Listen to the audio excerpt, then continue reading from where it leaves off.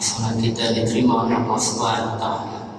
Jadi pada malam ini bersempena dengan sambutan Maulid Rasul, yang mana pada hari ini merupakan hari cuti umum di negara kita. Hampir seluruh masjid surau seluruh negara meraihkan Maulid Rasul junjungan besar kita Nabi Muhammad SAW. Jadi pada malam ini pihak masjid merangkamkan ucapan terima kasih pada Al-Fadhil Ustaz Rusdi Ramli Jauhari yang telah menerima jemputan daripada pihak masjid untuk sama-sama dengan para jemaah sekalian berkongsi ilmu, berkongsi Ya Habib salam alaika salawatullah alaika sallallahu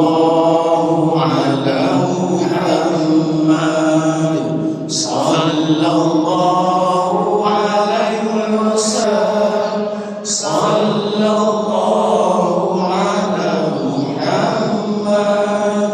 sallallahu alaihi wasallam asyraqal badru alaina wahdaqil qulub misla husnika ma ra'ayna ya waj'a sururi sallallahu tabadru anta nurun mawquri